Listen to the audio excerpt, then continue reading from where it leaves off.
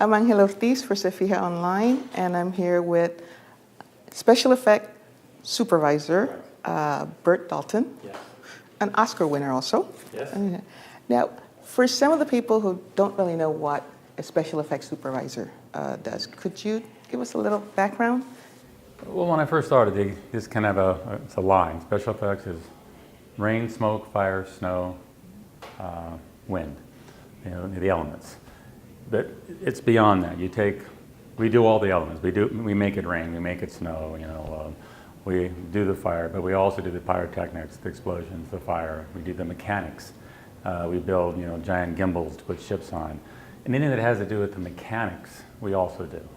A stunt guy has to jump a car, over a chasm. We're the guy that builds the ramp that he's going to go up, or the one that puts the roll cage inside the car. Picture cars, just makes the engine powerful enough to do what they need to. Or there's no one in the car, and we just launch them ourselves with a cable launcher and launch the car and wait it to land where it needs to land for that particular scene. So it's all depending on what the script calls for. That's a lot of stuff. Yeah. That's a lot of stuff. And here we're talking about Deepwater Horizon, which I thought this film was one of the full of action. One of Yes. the action films this year. Yeah, the last 30 minutes is pretty breathtaking, yes. Now, the scene on the rig, Mhm. how difficult it was to do, like some of those fire scenes or some of the jumping off scenes of Mhm. reactors. How difficult it is to do a scene like that, real and not real. The difficulty, there's always a certain degree of difficulty, because whenever you're working with fire, you have to worry about safety, how close the actors can actually be. But now we're even worse. Now we're 54 feet up in the air minimum. You can't jump because the water's not deep enough, and there's no place to go. So you have to make sure that you've done everything possible to make it as safe as possible, but still be as large as you can, so the actors have something to react to, and you have the correct light effects, because that's so difficult in post to create shadows and flicker lights. One of the most difficult things to do in post. So they want to get as much of that as live as possible, and then they can add, like I said, in post they can add either a comp, 2 live events and combine them together, so it's still real, just one laid over the other, or it's completely CG. It was just too huge, too big, not possible to do live action, either because of the crew or because it was actually just too impossible to do. How much of the film was actually done on one of those rigs? Not 1 foot. Not 1 frame. Wow. It was the art department and the directors and the producers. They photographed real rigs.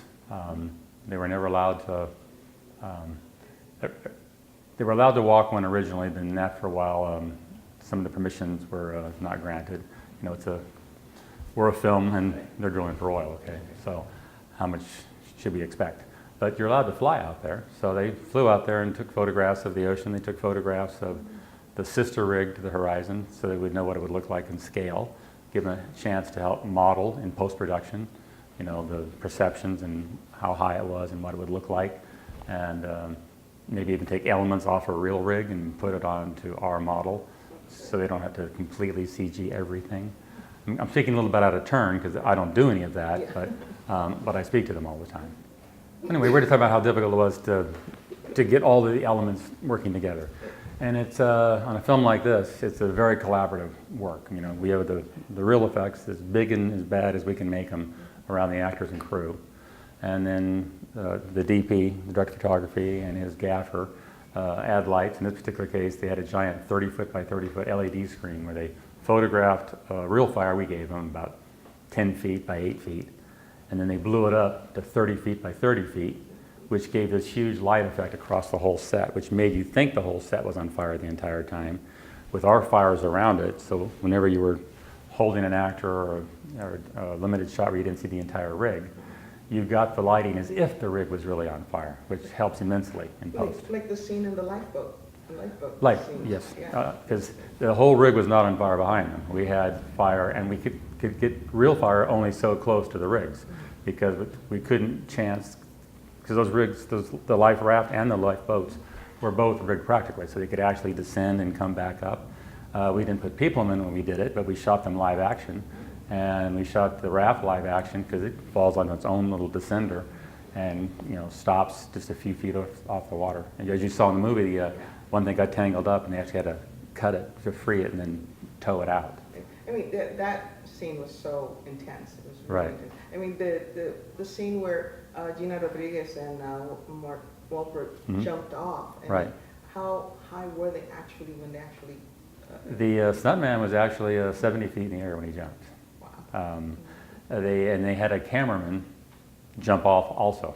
Another stunt guy holding the camera, photographing it. And then the editors use what pieces they need. And then we had a tank for the actors to land in. But the rest of the underwater work was all done in post-production. Oh, wow. I mean, so you're there supervising all of these things and making sure that they all work together one way or the other? My goal is to, you read the script first, and you have meetings with the various department heads, the director, of course. Peter's pretty much knows what he wants. He just wants to know how we should all go about it. And we have roundtable discussions deciding who should do what. And in special effects, since we're so divided now between post-production, live action, comps, etc., before the movie starts, we decide how far we can really take it mechanically, whether it makes sense, how long it takes to shoot, what it costs, how good it's going to look. And then, and vice versa, I go to the visual effects guy and say, well, this is just outrageous. I'm never going to be able to do this with an actor standing here. And so that going in.